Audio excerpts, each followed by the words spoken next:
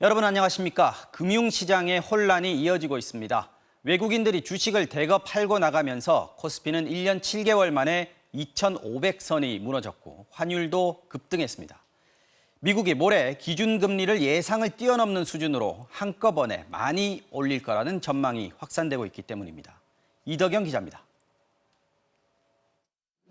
오늘 코스피는 2,492, 2,500선이 1년 7개월 만에 무너졌습니다. 외국인들이 2,800억 원이나 팔았습니다.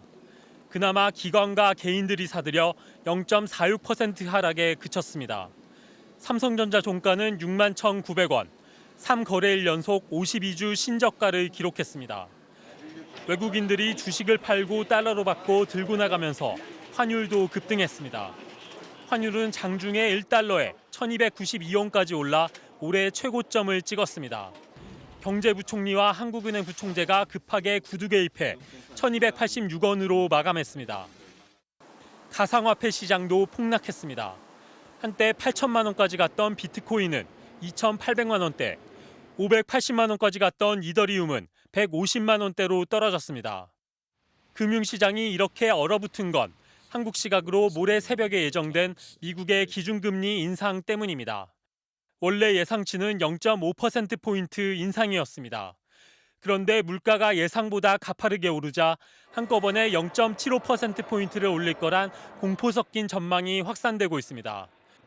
높은 물가 자체의 장기화에 대한 우려가 높아지고 있는 상황이고요. 그러다 보니까 이제 당연히 소비가 둔화될 수밖에 없고 글로벌리 경기 침체 이슈가 전반적인 투자 심리를 위축시켰다라고. 다음 달에는 한국은행도 기준금리 인상 여부를 결정합니다. 이렇게 물가가 가파르게 오르면 한국도 0.5%포인트를 한꺼번에 올릴 거란 전망도 나옵니다. MBC 뉴스 이덕영입니다. 화물연대 파업 8일째입니다. 타결 직전까지 갔던 협상이 막판에 깨진 지 이틀 만에 국토부와 화물연대가 다시 만나기로 했습니다. 협상 장소인 의왕 컨테이너 기지 연결합니다. 자, 박진유 기자, 양측 협상이 몇 시에 열립니까?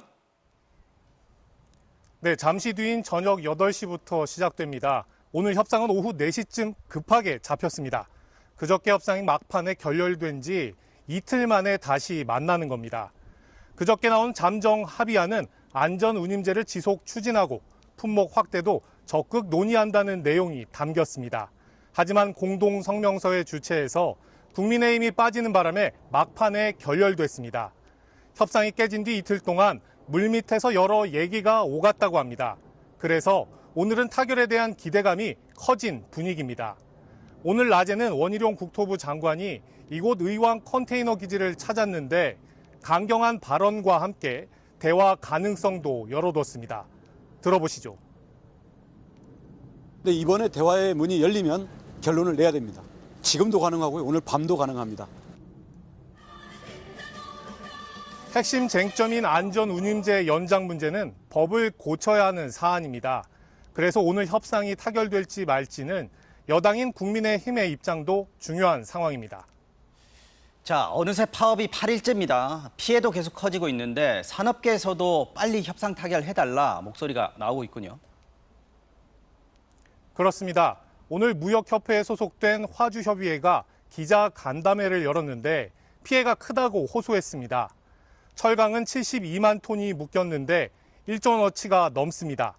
시멘트 역시 출하량이 평상시의 13% 수준이라 하루에 145억 원씩 피해가 발생하고 있다고 합니다.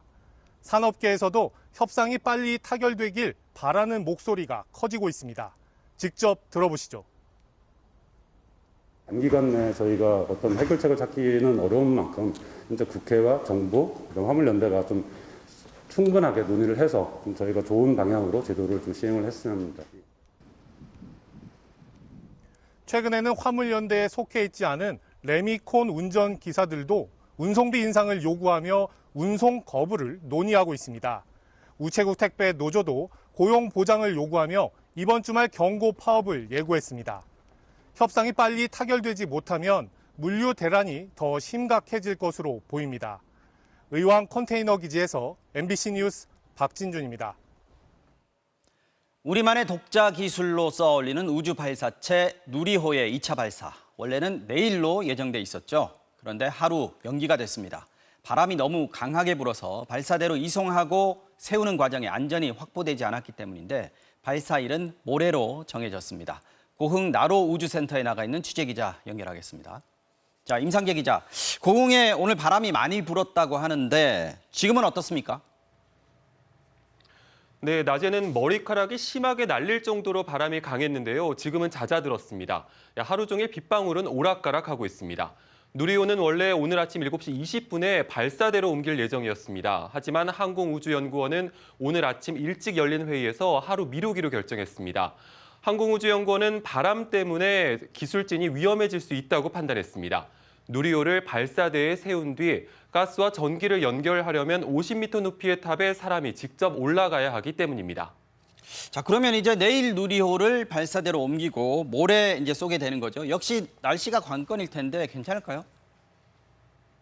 네, 맞습니다. 현장 기상예보관들은 내일과 모레는 날씨가 괜찮을 거라고 보고 있습니다. 이변이 없다면 모든 걸 하루씩 뒤로 미룰 뿐 예정대로 발사할 수 있을 것 같습니다. 누리호는 내일 아침 7시 20분쯤 조립 건물에서 무진동 특수 차량에 실려 1.8km 떨어진 발사대로 이동할 예정입니다. 사람이 걷는 속도보다도 느리게 움직이기 때문에 1시간 넘게 걸린다고 합니다. 발사대에 도착하고 나면 누리호를 수직으로 일으켜 세우고 지상에 세워진 탑에 연결합니다. 이 탑은 발사체에 연료와 산화제를 공급하는 기능을 하는데 그래서 탯줄이라는 뜻을 가진 엄빌리컬 타워라고 부릅니다. 이 과정이 꼬박 12시간 걸립니다.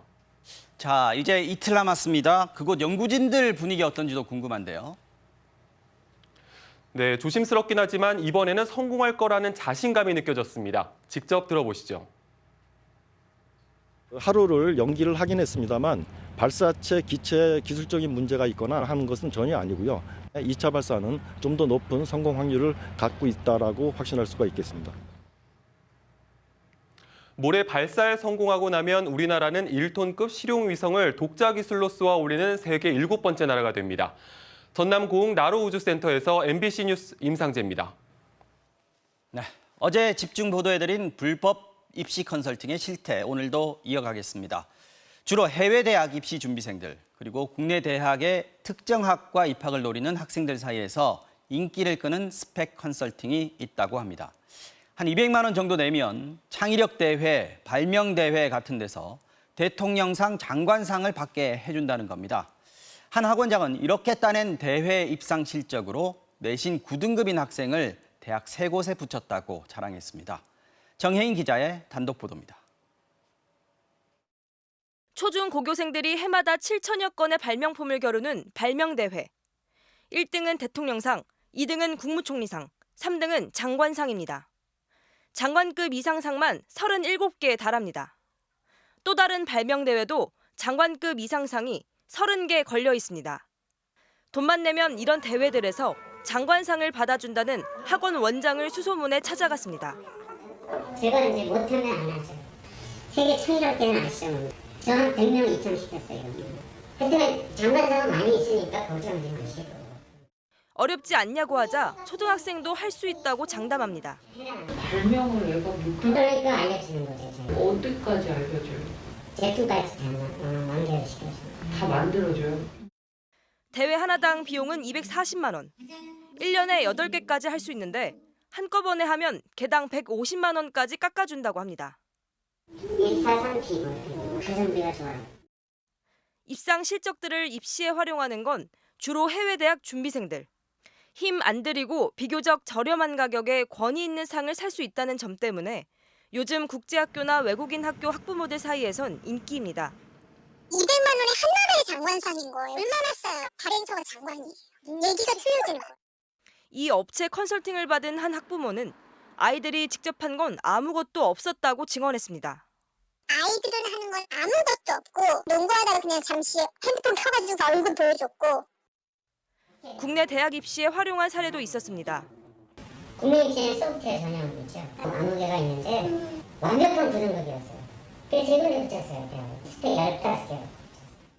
지난해 교육부 한 곳에서만 각종 대회 등을 통해 청소년들에게 나간 장관상이 601장.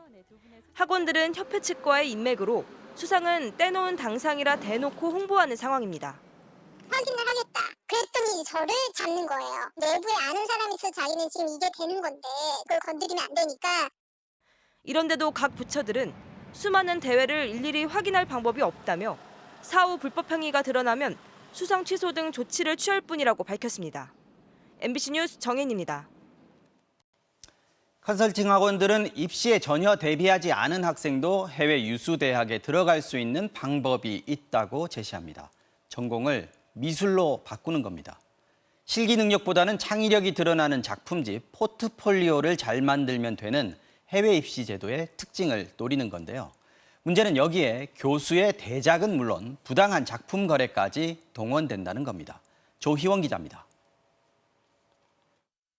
암호기술로 만든 디지털 작품 NFT를 사고 파는 세계에서 가장 큰 거래소. 한 학생의 그림으로 만든 NFT가 100만 원에 팔렸습니다. 거래자는 학생의 엄마였습니다. 이거 샀어요. 100만 원에 엄마가. 아, 내가 사주면 되는 거예요? 그럼 이거 엄마가 사지 내가 사요? 요즘 해외 미대 입시를 준비하는 학생들에게 컨설팅 학원이 권하는 방법입니다. 가족이나 학부모들끼리 서로 사주며 실적을 쌓는 겁니다. 100명 이제 오면은 또 거래를 하셨잖아요. 우리 서로 사주기. 이게 도움이 돼요, 근데? 그것처럼 완벽한 게 어디 있어요? 누구나 쉽게 접근할 수 있는 경로. 실기 능력보다는 창의성을 중시하는 해외 미대의 특성을 공략하는 건데 뒤늦게 진학을 준비하는 학생들에겐 솔깃한 제안입니다. 대작을 지도하는 교수도 소개해줍니다. 배움 같은 경우는 입학을 해서 미술을 배우는 또 여러 가지 스펙을 볼 수밖에 없고요. 작품 하나당 가격은 1,000만 원 수준으로 1,000만 원을 더 내면 전시회도 열어줍니다. 알바생 쓰고 그러면 저렴하게 받습니다. 교수가 직접 안 해요. 주기시켜서. 저렴하게 자기가 거 아니죠. 원장은 자신의 딸도 이런 식으로 미국 유명 미대에 입학시켰다고 합니다. 제 애는 돈 받아서 했어요. 얘가 뭐 미술 한 적이 없어요. 한국은 좀 실패할 확률이 좀 있는데요. 미국은 입학은 다 시켰어요, 제가. 영국의 한 미대에서 교수로 재직했던 한 작가는 이런 행태가 결국 한국 학생들에 대한 입학문을 좁힌다며 분노했습니다. 어떻게 너가 모를 수가 있니? 네 작품인데. 그러면 이제 선생님이 그냥 이거 그냥 하라고 해서 그냥 한 거라고. 그런 식으로 하다 보니까 영국 내에서는 벌써 몇 년 전부터 한국 학생들을 받아들이지 않기 시작을 했거든요. 일부 특권층이 사회적 지위를 재생산하기 위해 택하는 불공정의 길. 한 전문가는 이들이 다시 부모 찬스를 활용해 우리 사회 지도층이 될 거란 암울한 전망을 내놨습니다. MBC 뉴스 조희원입니다.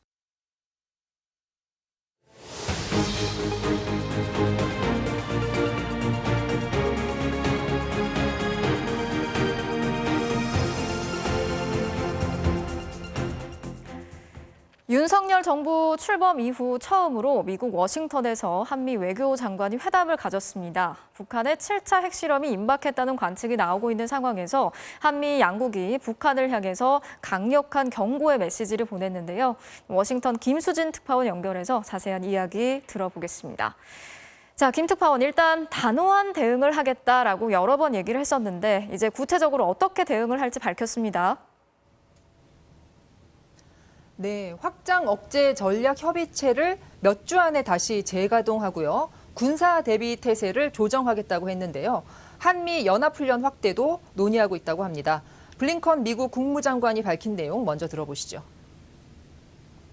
We've discussed reestablishing the extended deterrence group, the working group, and that will get up and working very soon in the weeks ahead.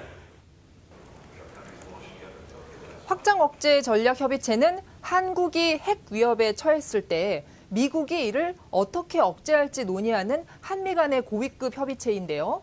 박근혜 정부 때 시작을 했고요. 북한은 이게 핵잠재 위험을 고조시킨다면서 반발해 왔습니다. 문재인 정부 들어서는 대화 기조로 바뀌면서 열리지 않았습니다. 미국의 전략 무기 배치가 이 협의체에서 논의가 되는데요.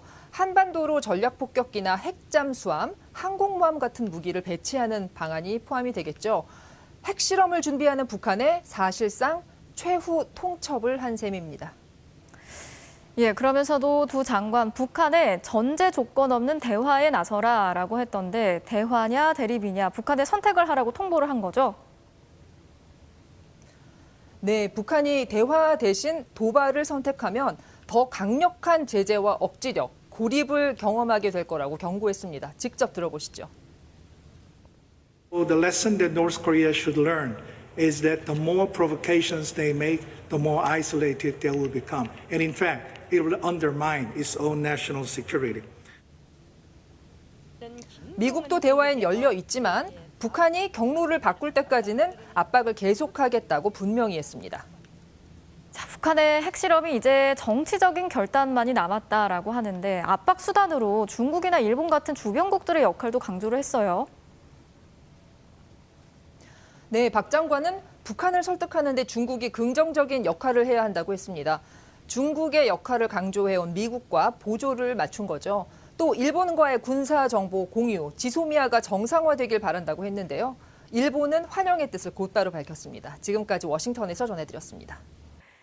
윤석열 대통령이 인사청문회를 거치지 않은 김창기 국세청장을 오늘 그대로 임명을 했습니다. 반면 각종 의혹에 휩싸인 박순애 교육부 장관 후보자, 김승희 보건복지부 장관 후보자에 대해서는 국회 원구성이 될 때까지 기다리겠다는 입장을 밝혔습니다. 임현주 기자가 이 소식 취재했습니다. 윤석열 대통령이 김창기 신임 국세청장에게 임명장을 수여했습니다. 인사청문회를 거치지 않은 첫 국세청장이 된 건데 윤 대통령은 세정 업무를 방치할 수 없어 부득이하게 인사를 했다고 설명했습니다. 하지만 박순애 교육, 김승희 보건복지부 장관 두 후보자를 청문회 없이 임명할 가능성에 대해선 상당 기간 기다리겠다며 즉답을 피했습니다. 다른 국무위원들은 좀 국회가 정상화될 때까지, 원구성이 될 때까지 좀 더 차분하게 기다리려고 하는데 박순애, 김승희 후보자에 대한 인사청문 시한은 이번 주말까지입니다. 다음 주부터는 대통령이 열흘 이내에 기한을 정해 재송부를 요청하고 기간을 넘기면 임명을 강행하면 됩니다. 그런데도 윤 대통령이 기다리겠다는 입장을 내비친 건 두 후보자를 청문회도 거치지 않고 임명했을 경우 정치적 부담이 크다는 점을 고려한 걸로 보입니다.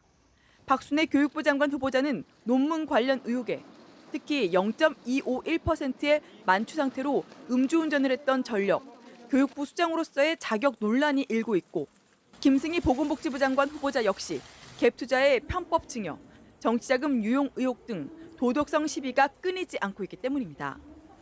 일단 국회로 공을 넘겨놓은 건데 여야는 원구성을 놓고 설전만 반복할 뿐 인사청문회는 논의조차 못하고 있습니다. 독선적이고 내로남불입니다.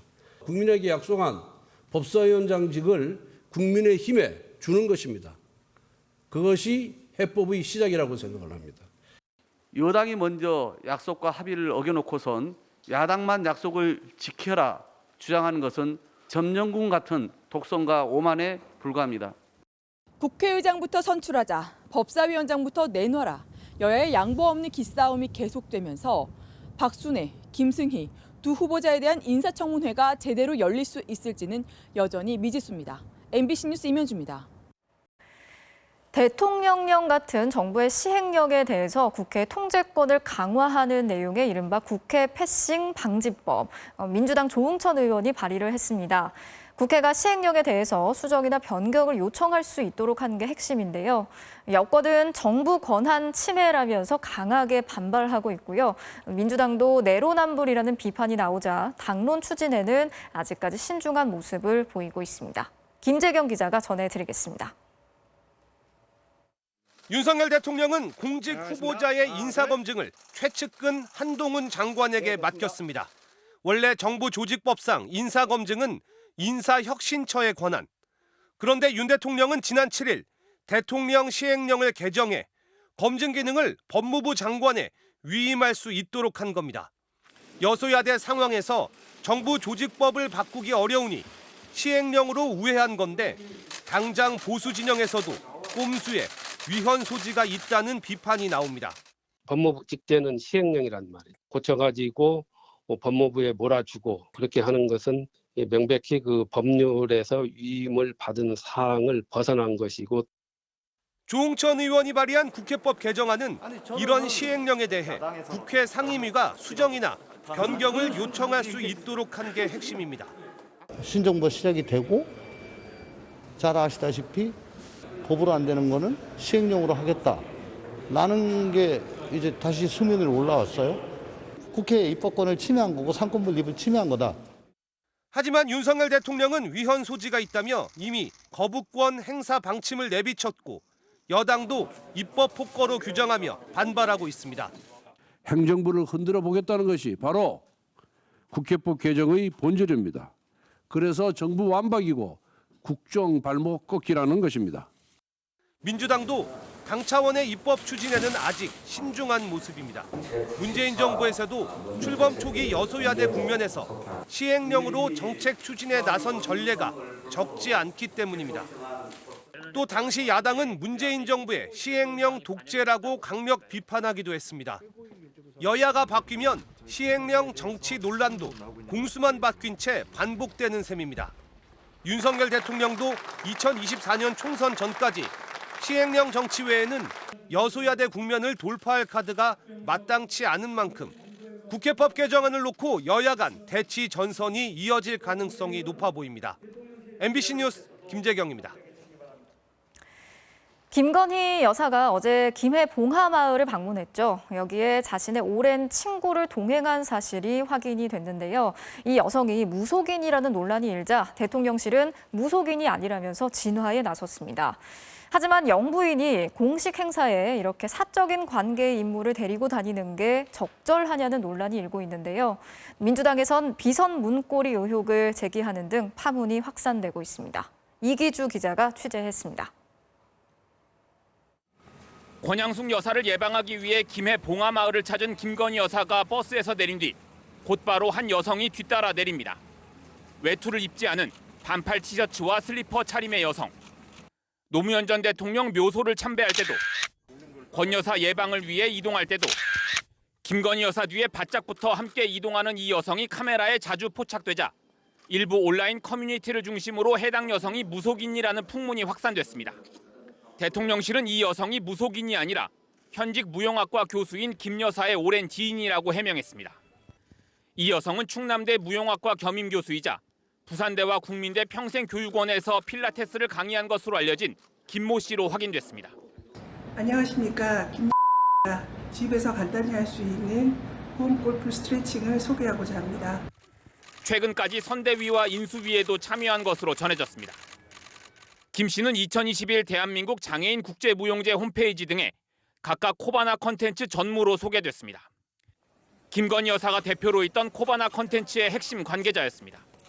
결국 대통령실 소속도 아닌 김 여사의 지인이 대통령실의 경호를 받으며 영부인 공식 일정에 동행한 겁니다. 김 씨는 지난 5월 충북 단양 구인사 방문 때도 김건희 여사와 동행한 것으로 전해졌습니다. 이에 대해 김 여사의 측근 인사는 MBC와의 통화에서 김 전무는 코바나 컨텐츠의 일이 바쁠 때 도와주던 김 여사의 오랜 친구라며 친구니까 봉하마을에 그냥 같이 간 것이라고 말했습니다. 하지만 야당에선 대통령 부인의 공식 행사에 왜 사적인 지인이 참석하느냐면서 비선 의혹을 제기했습니다. 김건희 여사를 둘러싼 우수한 의혹과 논란이 여전히 현재 진행형입니다. 김건희 여사의 비선 문고리가 기세를 떨치고 있는 것 아닌지 의문스럽습니다.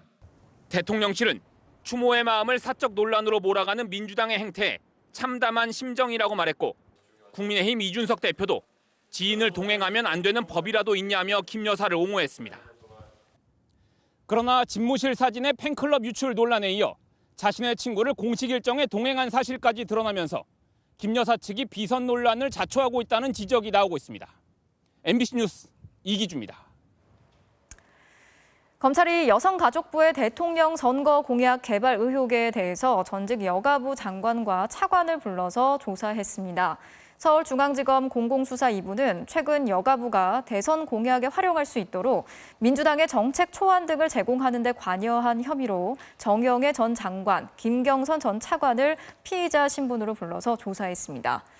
앞서 중앙선거관리위원회는 작년 11월 김 전 차관과 민주당 정책연구위원 출신 공무원을 여가부 각 부서에 대선 공약에 활용할 자료를 요청한 혐의로 고발한 바 있습니다.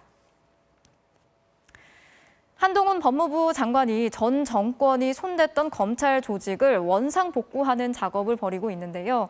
동시에 검사들 사이에선 이른바 유배지로 통하는 법무연수원 연구위원 자리는 더 늘리기로 했습니다. 한 장관 본인도 전 정권 당시에 좌천이 됐던 곳인데 다음 검찰 인사에서 좌천 인사가 추가될 것으로 보입니다. 이재욱 기자가 취재했습니다.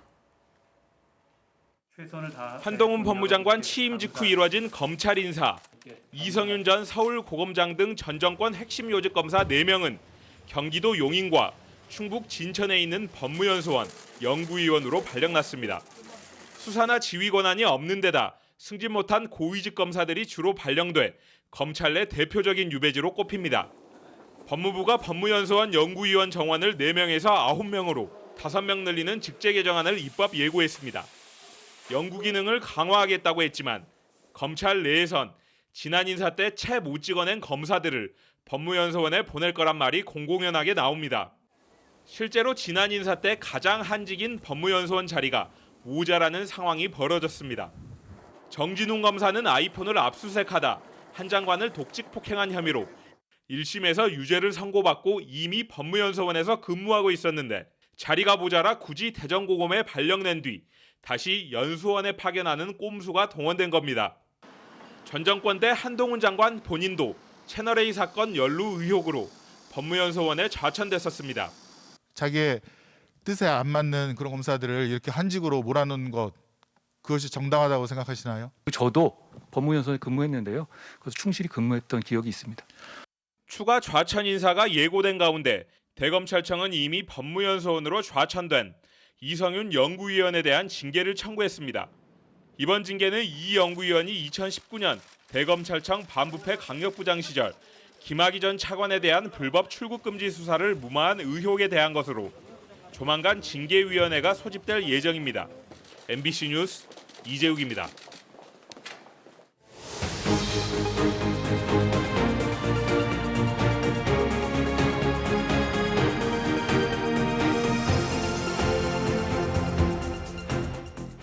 문재인 전 대통령의 양산 사저 앞에서 열리고 있는 보수단체들의 시위로 논란이 계속되는 가운데 오늘 윤석열 대통령의 서초동 자택 앞에서도 처음으로 집회가 열렸습니다. 집회 주최 측은 양산에서의 시위가 끝날 때까지 서초동 시위를 이어가겠다고 밝혔는데요. 현장을 김정우 기자가 취재했습니다. 윤석열 대통령의 자택인 서울 서초동 주상복합 아파트 맞은편. 인터넷 언론사 서울의 소리 관계자들이 방송 차량에 장착된 대형 스피커로 노래를 틀고 꽹과리까지 꺼내듭니다.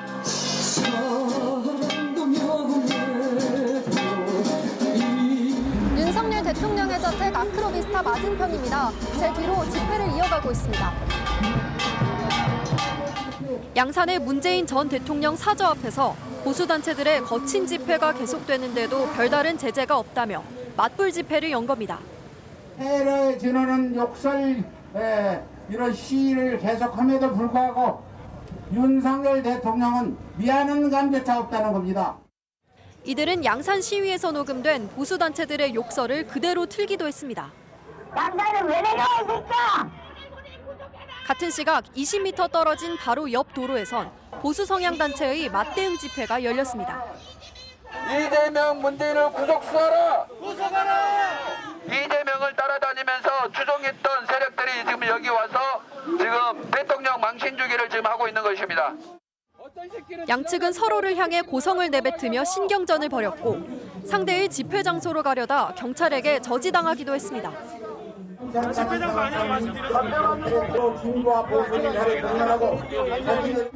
인도 한쪽을 경찰 병력이 막고 있고 폴리스 라인도 쳐져 있어 통행이 불편한 상황입니다. 인근 사무실 직원들과 윤 대통령 사저 이웃 주민들은 소음 공해를 호소했습니다. 싫죠, 안 돼도. 그리고 여기 조용했었는데 굉장히 복잡해지고 시끄럽고 빨리 대통령님도 가셨으면 좋겠어요. 경찰은 다수의 신고를 받고 측정한 결과 평균 65데시벨을 넘는 소음이 나왔다며 서울의 소리 측에 2차례 경고했습니다. 양측은 서로가 전현직 대통령 사저 앞에서 집회를 끝내야 물러서겠다고 밝히고 있어 당분간 집회 맞대결이 이어질 전망입니다. MBC 뉴스 김정우입니다.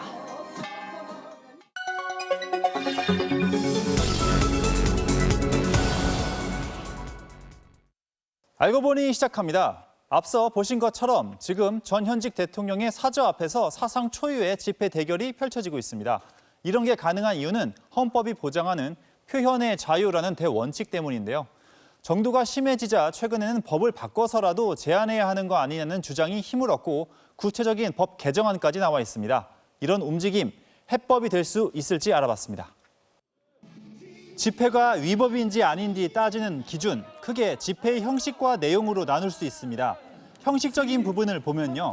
집회 신고를 제대로 했거나 신고할 필요가 없는 1인 시위인 경우 합법입니다. 또 다른 규제는 소음인데요. 전 현직 대통령의 사저는 주거지역으로 분류돼 낮에 10분 동안 65데시벨, 밤에 60데시벨을 넘기면 안 됩니다. 하지만 최근 집회는 최고 90데시벨이 넘어도 대부분 규제를 피했습니다. 소음을 내다 안 내다 하거나 최고 소음을 측정할 때 1시간 동안 3번 어기는지를 기준으로 경찰이 단속하는데 1시간 동안 2번만 최고 소음치를 넘기는 식으로 법망을 피해가는 겁니다. 다 빠져나갈 수 있죠. 현장에서는 좀 법적으로 처리하기가 참 애로사항이 많이 있습니다. 예. 내용 규제는 더 힘듭니다. 모욕적인 구호나 낙서 등으로 사생활의 평온을 뚜렷하게 해칠 우려가 있는 경우로 집시법에 따라 규제가 가능하지만 어느 정도가 평온을 해치는 건지 기준이 애매하고 경찰의 자의적 해석 우려 때문에 실제로는 거의 적용되지 않습니다. 그래서 아예 명확한 기준을 만들어 제한하자는 집시법 개정안이 잇따라 나왔습니다. 전직 대통령 사저 앞 집회를 금지하거나 유튜브 방송 등 상업적인 목적의 집회 시위와 정치적 의견 등으로 증오를 조장하는 행위뿐만 아니라 1인 시위를 집시법 적용 대상에 넣자는 안까지 발의됐습니다. 하지만 장소를 규제하는 건 위헌 소지가 크고 내용에 대한 규제는 논란이 불가피합니다. 사실상 허가제로 운영될 수밖에 없게 되는 거거든요. 집회 시위 자유를 위축시킬 가능성이 굉장히 높겠죠. 주요 선진국의 경우를 볼까요? 형식적인 측면에서 소음 기준을 차별 적용하거나 확성기 사용을 허가제로 운영하기도 하고 내용 측면도 인종, 성별 등 뚜렷한 증오 발언에 대해 지자체 조례 수준에서 과태료를 부과하지 법률로 제한하진 않습니다. 법률로 규제하더라도 우리나라의 형법상 명예훼손죄처럼 별도의 법안을 통해 구체적 사례를 따로 다루고 있습니다. 우리 대법원은 집회에 참가하지 않은 일반 국민도 집회 소음을 받아들일 의무가 있다는 점을 판례에서 일관되게 밝히고 있습니다. 따라서 모든 사안을 법의 잣대에만 맡기기보다는 집회의 자유와 국민의 기본권을 모두 지킬 수 있도록 사회적 논의를 시작하는 것이 우선 필요해 보입니다. 알고 보니였습니다.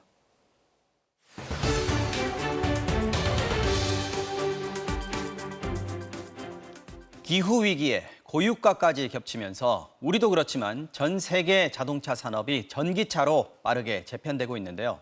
우리 주변 나라 보면요.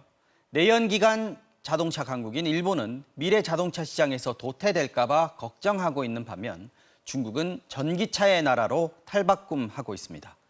완전히 다른 길을 걷고 있는 두 나라의 자동차 산업을 현영준, 이혜인 두 특파원이 비교해서 연이어 보여드리겠습니다. 어제 저녁 퇴근 시간 일본 도쿄 도심입니다. 자동차 1000대가 지나가는 동안 어떤 차량들인지 관찰했습니다. 40분이 조금 넘게 지났는데 전기 자동차는 단 한 대 눈에 띄었습니다. 일본 등록 자동차 8,200만 대 중 전기차는 12만 5천 대, 1000대 중 2대가 안 됩니다. 1000대 중 9대 정도인 우리나라에 비하면 6분의 1 수준에 불과합니다. 도쿄의 한 전기차 충전소입니다. 일본 운전자들이 전기차를 꺼리는 건 부족한 충전소 탓이 큽니다. 우리나라 전기차 충전기가 10만 대가 넘는 데 비해 일본은 2, 3만 대에 불과합니다. 充電をできるところが少ない、圧倒的に少ないから、もし地震とか津波が来たら多分すごい混む、並ぶじゃないですか、充電するのに。 충전 기술도 선진국에 훨씬 뒤처져 있어서 전기차 보급을 위한 인프라 자체가 열악합니다. 30分充電しても満充電ではないので十分長い距離を走ることができないんですね。で、そうなると完全に今までのガソリン車の代替にはならない。 일본이 자랑하는 자동차 그룹 토요타, 전 세계 자동차 생산량 1위 기업입니다. 하지만 지난해 전기차 판매량은 15,000대, 92만 대를 판 테슬라, 24만 대를 판매한 현대 기아차 그룹과 비교 자체가 어려운 수준입니다. 친환경차를 대변해왔던 이 하이브리드가 계속해서 21세기 친환경차 시장을 지배할 걸로 오판을 한 거죠. 그러다 보니까 배터리 전기차나 플러그인 하이브리드 자동차의 개발에는 관심이 없었습니다. 시장 변화에 대응하지 못해 한국과 대만의 왕좌를 빼앗겼던 반도체 산업처럼 자동차 산업마저 도태되는 것 아니냐는 우려가 나오는 상황. 일본 3대 은행인 미즈호 은행은 이대로라면 오는 2050년엔 일본의 자동차 수출 실적이 한 대도 없을 것이라는 암울한 전망을 내놨습니다. 도쿄에서 MBC 뉴스 현영준입니다. 지난해 중국에서는 350만 대의 전기차가 판매됐습니다. 전체 자동차 판매 대수가 2,100만 대. 그러니까 10대가 팔리면 한 대 이상은 무조건 전기차였다는 겁니다. 지금 이곳은 베이징 시내에 있는 한 건물 주차장입니다. 이곳에 주차되어 있는 차량 가운데 전기차의 비중이 얼마나 되는지 직접 한번 확인해 보겠습니다. 녹색 번호판이 붙어 있는 게 전기차. 차량 20대 중 5대, 4분의 1입니다. 주목할 만한 건 브랜드입니다. 베이징 자동차, 상하이 자동차, 광저우 자동차와 같은 기존 자동차 업체에다 배터리 업체로 출발한 비아디, 전기차 스타트업인 휴먼 호라이즌스까지 5대가 모두 중국 토종 브랜드입니다. 중국 전기차 시장 성장 배경엔 국가의 정책적 지원이 있습니다. 내연 자동차는 신규 번호판을 내주지 않아 돈이 있어도 살 수 없지만 전기차는 예외입니다. 牌照拍牌照的时长也非常的长，非常的困难。就是考虑到这方面的话，我觉得对于我来说，我也许会考虑购入一辆新能源汽车。 전기차는 물론 배터리 업체에까지 막대한 보조금을 지급하면서 시장을 키워왔는데 전기차 보급 속도는 더 빨라질 전망입니다. 중국 내 휘발유 가격이 1년 전에 비해 50%나 오르면서 올 한 해만 500만 대의 전기차 판매가 예상됩니다. 原油不断上涨啊，车的这个养车成本越来越高，节能环保的这种意识和概念可能越来越强。 해외 업체의 입지는 줄어들고 있습니다. 지난 한 달 중국에서 팔린 전기차 상위 15개 업체 가운데 해외 브랜드는 12위인 테슬라, 13위인 폭스바겐 2곳밖에 없습니다. 합쳐도 점유율은 5%가 안 됩니다. 1위 비아디는 테슬라의 10배를 팔았습니다. 전기차를 무기로 중국이 세계 자동차 시장을 재편하려 한다는 얘기가 나오는 이유입니다. 베이징에서 MBC 뉴스 이혜인입니다. 가출한 여중생을 심리적으로 지배하면서 성매매를 강요하고 집단 폭행까지 한 17살 여학생들 사건 어제 보도해드렸는데요. 피해 여중생은 가해 학생들이 붙잡힌 뒤에도 이들을 보호하고 두둔할 정도로 심리적 지배에서 벗어나지 못했다고 합니다. 담당 경찰관이 피해 학생을 여러 차례 만나 유대감을 쌓은 뒤에야 피해 사실을 털어놨다고 하는데요. 구나영 기자가 단독 보도합니다. 지난 4월부터 한 달간 17살인 가해 학생들이 가현이에게 강요해 이뤄진 성매매는 확인된 것만 25건. 하지만 가해자들이 검거된 뒤에도 가현이는 성매매를 강요받은 적은 물론 성매매를 한 사실 자체가 없다고 부인했습니다. 그냥 그런 일은 없었다라는 식으로 계속 얘기를 하더라고요. 뭐 강요받은 적이 없다? 예. 나는 그런 걸 한 적도 없다. 뭐 이런 식으로 얘기를 했어요. 엄마에게도 그동안 벌어진 일을 숨기며 오히려 가해 학생들을 두둔했습니다. 언니는 저 안 때렸어요. 뭐 이런 식으로 걔네 나쁜 애들 아니야. 뭐 처벌하지 않았으면 좋겠다. 뭐 이렇게 계속.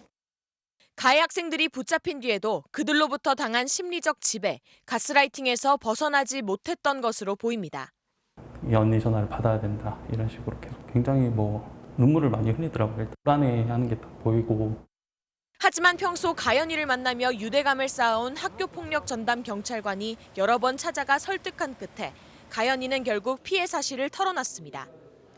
가연이의 휴대전화에서 가해자들의 성매매 강요 증거를 찾아낸 경찰은 본격적인 수사에 들어갔습니다. 하지만 불구속 상태인 가해 학생과 일부 부모가 집에 있던 가연이에게 전화를 하는 등 접촉을 시도했습니다. 그래서 가연이는 가해 학생들과의 분리를 위해 휴대전화도 쓸 수 없는 보호시설에서 지내고 있습니다.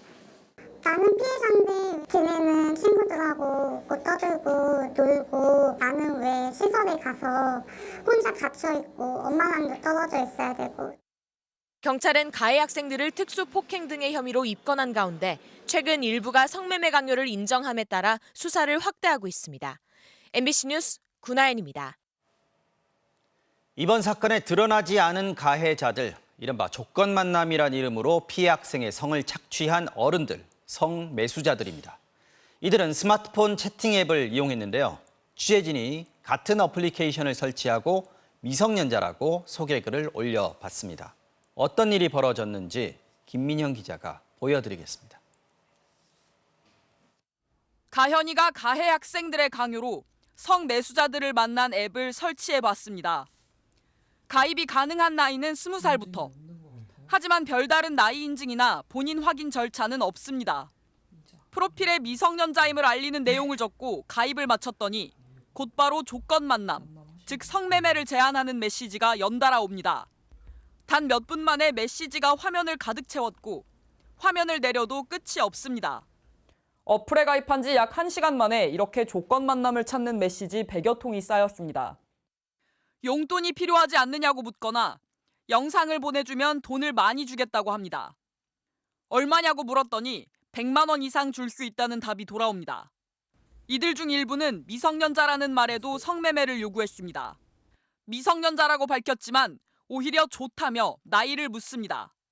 중3이냐, 차로 금방 간다, 어린 분이 보고 싶다며 더 노골적입니다. 해서는 안 될 거래를 하려는 사람들과 그 거래에 판을 깔아주는 플랫폼 업체들이 이번 사건의 진짜 가해자라는 지적이 나옵니다. 가장 큰 가해 에이전트는 어쩌면 랜덤 채팅 애플리케이션이고 어쩌면 이 여자아이들의 성을 사는 사람들, 매매하는 성인들에게 가장 큰 책임이 있을지도 몰라요. 실제로 아동 청소년 성매수 범죄의 90% 이상이 앱이나 SNS를 통해 이루어지고 있습니다. 당국이 제재에 나서도 소용이 없습니다. 취재진이 가입한 앱에는 이런 공지가 떠 있습니다.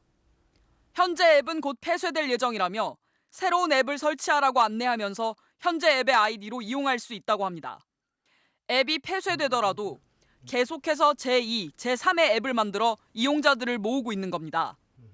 채팅 업체들이 성매매 처벌법을 위반해 시정조치 요구를 받은 건수는 작년 한 해만 6,600건이 넘습니다. 하지만 이 같은 규제를 비웃듯 청소년들을 노리는 채팅 앱은 지금도 계속 만들어지고 있습니다. MBC 뉴스 김민영입니다. 동물원에서 사육사의 도움을 받아서 살아있는 뱀을 목에 걸고 사진을 찍는 체험, 많이들 보거나 직접 해보신 경험 있으시죠? 그런데 대전의 한 사설 동물원에서 6살 아이가 이렇게 사진을 찍다가 대형 뱀에게 물리는 사고가 났습니다. 사육사랑 관람객들이 달려들어서 2분 넘게 씨름을 한 뒤에야 뱀을 겨우 떼어낼 수 있었습니다. 박선진 기자가 전해드리겠습니다. 체험형 동물원을 표방한 대전의 한 실내 동물원. 6살 여자아이가 노란 비단뱀을 몸에 두른 채 사진을 찍습니다. 그런데 비단뱀을 풀려고 하는 순간 뱀이 아이의 오른손을 물어버렸습니다. 사육사와 관람객이 달려들었지만 2분 넘게 씨름한 뒤에야 겨우 뱀의 입을 벌려 떼어낼 수 있었습니다. 사고가 난 파충류관입니다. 사육사가 이곳에서 뱀을 꺼내 관람객들이 만져보고 사진을 찍는 체험이 한창이었습니다. 체험 전 위험이나 안전 수칙에 대한 고지는커녕 응급처치를 할 수 있는 의료진도 없었습니다. 이런 행동은 하지 않도록 해주세요라든지 어떤 그런 고지나 안내사항은 전혀 듣지 못했어요. 아이를 문 뱀은 길이 1.8m, 무게가 11kg이나 나가는 버마비단뱀. 독성이 없고 성질이 온순해 체험 활동용으로 인기가 많지만 스트레스를 받으면 상대를 무는 것으로 알려져 있습니다. 평소에는 온순하다가도 어떤 그 스트레스나 또는 가도가 둔다든지 또는 여러 가지 그 자극을 주면은 갑자기 물 수가 있습니다.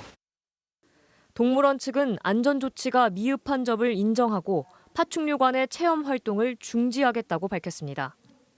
파충류관은 해설 위주의 전시관으로 저희가 탈바꿈할 거고, 두 번째는 저희 이제는 매뉴얼을 좀 더 촘촘하게 해서. 하지만 동물원의 다른 구역에선 여전히 하루 2차례 먹이 주기를 포함한 체험 활동이 진행되고 있습니다. 자기 야생 환경을 최대한 조성할 수 있는 그런 생태 환경이 조성된 상황에서 길러지는 이런 것들로 전환이 될 시점이 되지 않았나. 소규모 체험형 동물원들이 곳곳에 들어서고 있지만 관리 당국이 동물원의 운영과 관리 실태를 점검하도록 하는 동물원법 개정안은 2년 동안 국회에서 낮잠을 자고 있습니다. MBC 뉴스 박선진입니다. 최근 7명의 사망자가 발생한 대구 변호사 사무실 방화 사건의 충격이 가시기도 전에 비슷한 방화 사건이 잇따르고 있습니다. 특히 부산에서만 이틀 동안 3건의 방화 그리고 방화 미수 사건이 발생했는데요. 김윤아 기자가 취재했습니다. 부산 남포동의 한 주상복합 건물. 새벽 3시 10분쯤 한 남성이 2층 복도를 지나간 뒤 복도 끝에서 불길이 번집니다. 남성은 곧바로 엘리베이터를 타고 지하 1층으로 태연히 향합니다. 양손에는 신어 한 통과 흉기가 들려 있습니다. 지하 1층 내려 또 신어를 뿌리고 불을 질렀습니다. 2층 연기가 많이 나고 지하에도 많이 연기가 너무 차 나오니까. 불은 2층 창고와 지하 1층 콜라텍을 모두 태웠고 자다 놀란 주민 17명이 긴급 대피했습니다. 불을 지른 건 이 건물에서 콜라텍을 운영하는 70대 남성이었습니다. 코로나로 2년 가까이 제대로 영업하지 못했는데 같은 층에 다른 콜라텍이 문을 열자 불을 지른 겁니다. 결국 이 남성의 콜라텍과 그 옆의 콜라텍, 상인회가 있는 2층이 불에 탔습니다. 내한테 허락도 없이 왜 이런 정보를 갖다가 죽느냐. 내가 혼자 안 죽으면 같이 죽자. 아무 뜻이 아니었어. 부산의 한 대학교 기숙사에서도 1학년 학생이 불을 질러 학생 900여 명이 한밤중에 급히 대피했습니다. 비상구 쪽에서 다 뛰어내려왔는데 1층에서 나오는 통로가 사람이 너무 많이 몰려서 잘 대피하지 못했어요.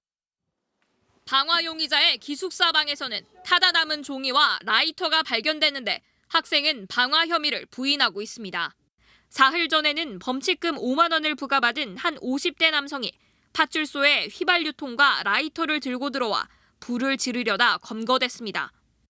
분노성 범죄다 이렇게 볼 수가 있는 거죠. 장기간 코로나19로 인한 스트레스 상태 그런 것들이 결국은 작은 일에도 과도한 반응을 보이는. 경찰은 파출소에 불을 지르려던 남성에 대해 구속영장을 신청했고 콜라텍 업주와 학생에 대해선 방화 혐의로 조사하고 있습니다. MBC 뉴스 김윤아입니다. 자, 이번엔 우크라이나 키이우에서 전해온 소식인데요. 저희 취재팀이 밥을 먹으러 키이우의 한 한국 식당에 갔다가 식당의 벽과 의자, 테이블이 모두 보라색이어서 직원한테 이유를 물었다고 합니다. 그랬더니 보라색은 BTS를 상징하는 색이기 때문이라고 했다는데요. BTS의 노래를 들으면서 전쟁의 공포를 버텨냈다는 키이우의 아미들을 조명아 특파원이 만났습니다. 키이우 도심의 지하철역. 공습경보가 발령됐을 때 대피소로 사용됐던 곳입니다. 개찰구 바로 옆 광고판에 BTS 멤버 제이홉의 사진이 크게 걸려 있습니다. 제이홉의 생일을 축하하기 위해 우크라이나 아미들이 돈을 모아 준비한 겁니다. 키이우에서 한국을 만나기 위해 찾은 한국 식당. 한국의 맛은 BTS가 먼저 안내합니다. 키이우시에 있는 유명 한식당입니다. 식당 내부가 BTS를 상징하는 보라색으로 모두 꾸며져 있습니다. 벽에 크게 써 있는 문구는 위 퍼플유, 아미들 사이에선 사랑해라는 의미로 쓰이는 말입니다. 식당에는 키이우에 사는 아미들이 모였습니다. 5년차 아미인 30살 직장인 마리나 씨. 머리를 보라색으로 염색했고 팔에도 BTS 멤버들의 캐릭터를 새겼습니다. 폭격이 있던 날 피난했을 때 BTS의 곡으로 공포를 이기면서 버텼습니다. Стала гімном для всіх армій у перші дні війни, коли над нашими головами в прямому сенсі зривалися літаки. І ти включав Not Today, і ти в 5 ранку в бомбосховищі намагався 힘을 준 건 Not Today라는 노래 가사였습니다. 죽지 마라 빛은 어둠을 뚫고 나가 세상 넌 원해 baby yes I want it те, як корейці зберегли свою культуру і свою мову, враховуючи, але проводити паралелі і зберігати так само і українську, це теж. BTS의 팬이 되면서 선한 영향력을 직접 실천하기 위해 전쟁에 나선 의료진을 위해 성금을 기부할 계획이라고 말했습니다. 능숙하게 젓가락질을 하면서 한국 음식을 먹게 될 수 있는 것도 BTS 덕이라고 말하는 키이우의 아미들은 BTS가 전하는 평화 메시지가 전쟁을 어서 끝낼 수 있기를 희망했습니다. 우크라이나 키이우에서 MBC 뉴스 조명아입니다. 제주 경마장에서 경주에 출전하기로 했던 말 대신 다른 말이 경기에 나오는 일이 벌어졌습니다. 경주 마의 색깔도 달랐고 내장 칩을 확인하는 절차까지 모두 거쳤지만 마사회는 경기가 끝날 때까지 말이 바뀌었다는 사실을 알아채지 못했습니다. 김찬영 기자가 취재했습니다. 지난 10일 오전 제주 경마장에서 열린 제2경주 경기. 경주마 10마리가 출전한 가운데 2번마로 나선 가왕신화가 치열한 순위 다툼을 벌입니다. 2번 가왕신화는 그 뒤쪽에서 3, 4, 2, 3, 3번, 5번, 10번이 4, 5, 6번을 유지하고 있고 이 경기에서 가왕신화는 7위로 들어왔는데 다음 날 다른 말이 뛴 것 같다는 항의 전화가 접수됐습니다. 마사회가 확인해보니 출전한 말은 가왕신화가 아닌 아라장군이었던 것으로 드러났습니다. 다른 말이 경주에 출전하는 사상 초유의 일이 벌어진 겁니다. 그 가왕신화라는 말이 인기도 있었던 말이거든요. 그 말을 기억하는 사람들은 좀 캐치할 수 있거든요. 마필관리사와 수의사는 경기 전에 경주말을 육안으로 확인하고 말 몸속에 있는 마이크로칩도 확인합니다. 하지만 회색의 가왕신화가 아닌 갈색의 아라장군이 대기하고 있었는데도 말이 바뀐 사실을 아무도 알아채지 못했습니다. 마사회 내부에서는 지난 4월 마필관리사들의 파업이 시작된 뒤 경주전에 말 확인을 하는 절차가 제대로 되지 않았다는 지적이 나오고 있습니다. 이 말이 맞는지, 그냥 마치 다리가 저는지 안 저는지 수의사들이 다 확인을 합니다. 이 과정을 축소시키고 이걸 안 하고. 마사회는 가왕신화에 걸린 막건 판매액 3억 1,300만 원을 전액 환불하고 관련자들을 징계하기로 했습니다. 경마 시행 전반의 과정을 다시 한번 살펴서 유사한 사례가 발생하지 않도록. 한 경주에 수십억 원씩 베팅되는 경기에서 출전마가 바뀌는 사상 초유의 상황이 벌어지면서 내부 조사와 감사 결과에 따라 적지 않은 파장이 예상됩니다. MBC 뉴스 김찬년입니다. 자, 지금 유럽은 40도가 넘는 무더위가 계속되고 있고 미국 일부 지역은 50도를 육박하는 등 지구촌 곳곳이 때이른 폭염에 신음하고 있습니다. 그만큼 냉방을 위한 에너지가 더 많이 필요한 상황인데 코로나의 전쟁까지 겹치면서 에너지 공급이 원활하지 않고 가격도 많이 올랐죠. 당연히 가난한 나라들이 먼저 위협받기 시작했습니다. 박진주 기자가 전해드리겠습니다. 미국 애리조나주 피닉스. 차량 대시보드 위에 올려둔 햄버거 패티와 빵이 익어 들어갑니다. 지난 주말 기온은 46도. 104년 만에 최고치를 경신했습니다. Arizona is really hot. Before it's only 100. Right now 110, 120. 네바다주 라스베이거스는 66년 만에 최고 기온인 43도까지 올랐고 캘리포니아주와 경계인 데스밸리는 50도에 육박했습니다. Tampoco porque se cansan los pies, se le queman con el sol, empieza a brincar y un ratito y ya no lo puedo cargar. 미국 기상청은 이 일대에 폭염 경보를 내리고 1억 2,500만이 넘는 주민들에게 야외 활동 자제 경고를 내렸습니다. 손에 든 아이스크림이 금세 녹아내리고 해변에는 무더위를 식히려는 인파가 몰렸습니다. 스페인의 5월 기온은 100년 만에 최고 수준입니다. Somos de Madrid, hemos venido a Córdoba de sorpresa y mucha calor, muchísima calor, con agüita. 여름 폭염이 일찌감치 시작된 파키스탄은 벌써 기온이 51도까지 올랐습니다. बस कुछ ना बैठा रहंदा अल्लाह मालिक थने बैठा रहंदा पंहिंजो गर्मी में जेको थी सके गर्मी में पखा हलदा ठीक है जो ना हलदा तो बस लाइट नहीं होती घर पे पानी 1-2 दिन में आता जी इसके कारण घर में सब्जी वब्जी सब खराब होती है. 폭염으로 냉방을 위한 에너지 수요는 폭발적으로 증가하지만 코로나에 이어진 전쟁으로 에너지 가격은 상승했고 감당할 수 없는 나라들이 생겨나고 있습니다.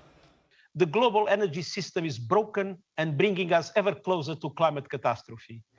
펄펄 끓는 지구는 이미 가뭄으로 곡식 생산량을 줄였습니다.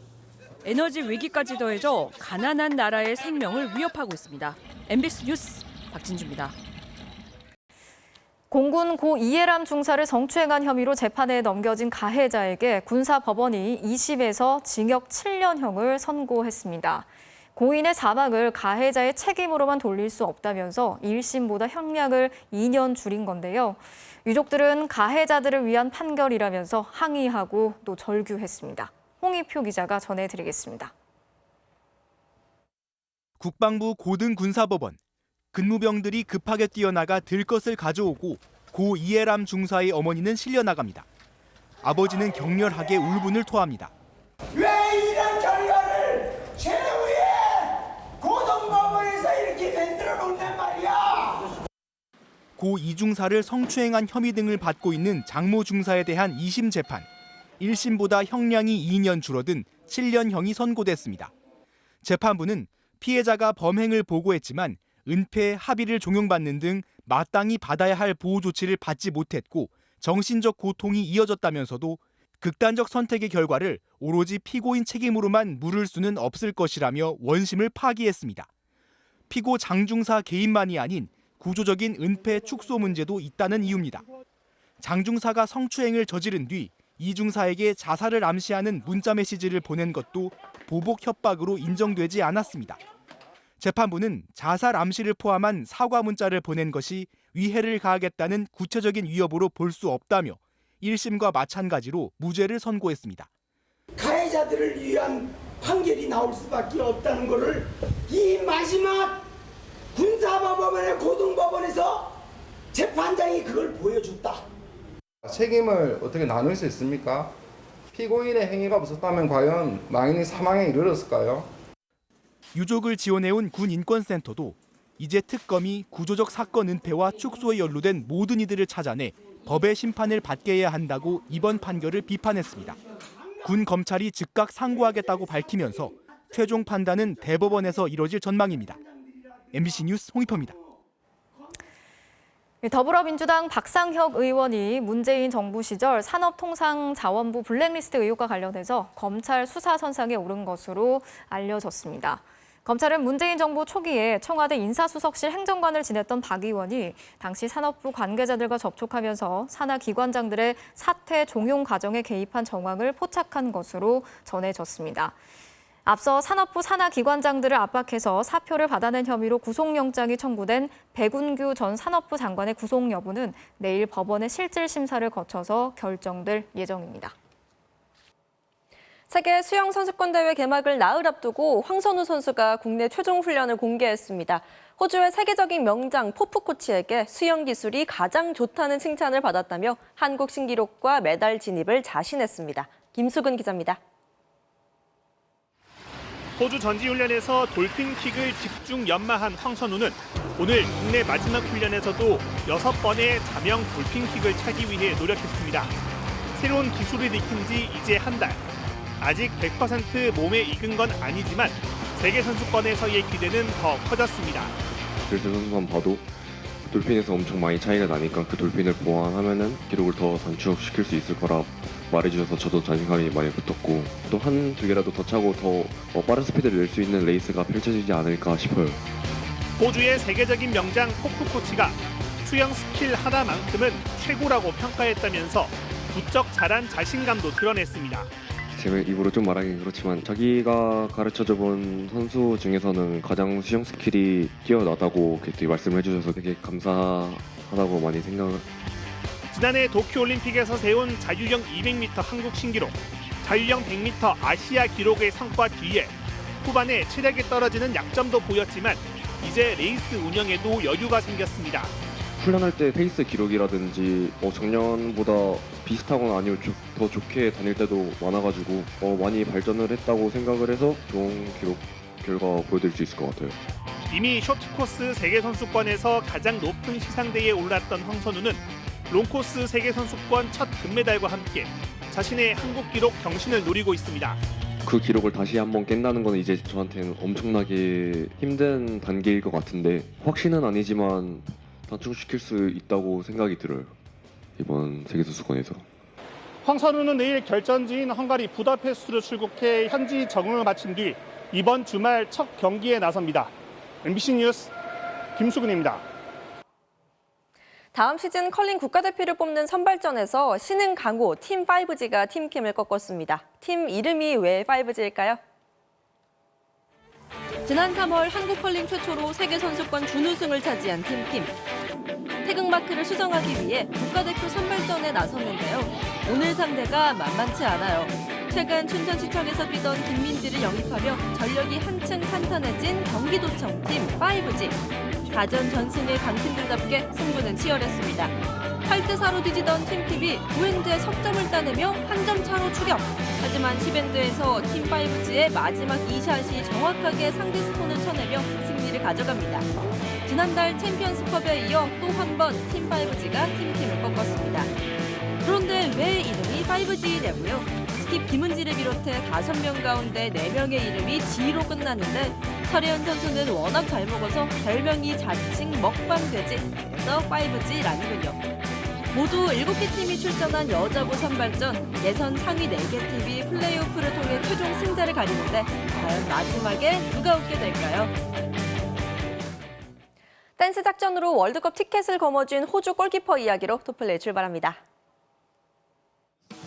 호주와 페루의 월드컵 대륙간 플레이오프입니다. 득점 없이 승부차기까지 이어진 승부. 그런데 호주가 주전 골키퍼 라이언을 빼고 33살 레드메인을 투입합니다.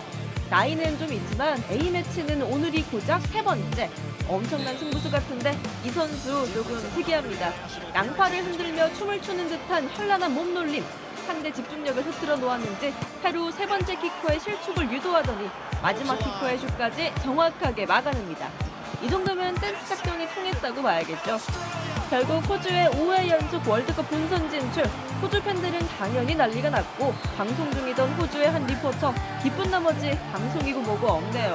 팬들과 함께 무아지경 환호성을 지릅니다. 월드컵 본선 진출 바로 이 맛이죠. 다음은 메이저리그입니다. 쳤는데요. 깊은 타구를 유격수가 잡아서 노루토스 1루에 아웃됩니다. 환상적인 수비. 이번엔 2루수 차례인가요? 안타성 타구를 2루수가 앉아서 송구 아웃시킵니다. 피츠버그 키스톤 콤비 정말 빈틈이었네요. 마지막은 NBA 파이널입니다. 3쿼터 종료 직전 조던폴이 받자마자 던지는데 들어갑니다. 짜릿한 역전 버저비터. 정말 0.1초를 남겨두고 공이 손을 떠났네요. 이 기세를 이어간 골든스테이트 우승까지 단 1승만을 남겨뒀습니다. 지금까지 토플레이였습니다. 프로야구 키움 푸이그 선수의 몸을 사리지 않는 호수비입니다. 수비의 달인 정수빈도 놀라게 한 슈퍼캐치네요. 와일밤 스포츠뉴스였습니다.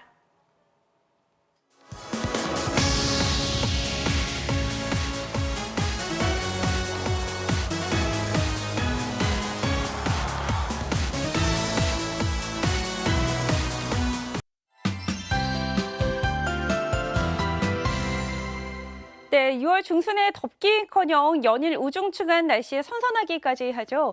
현재 비구름이 제주 남쪽 해상에서 북동쪽으로 이동해 나가면서 수도권에도 비를 조금 뿌리고 있고요. 남부 내륙 지방은 비구름의 영향에서 벗어나고 있습니다.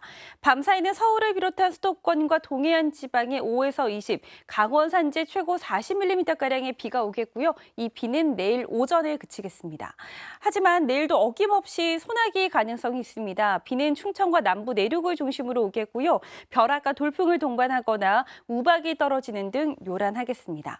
내일도 전국의 하늘이 대체로 흐리겠고요. 오전까지는 남해와 동해안 지방에서 바람이 강하게 불겠고 강원 산지는 매우 짙은 안개가 끼겠습니다.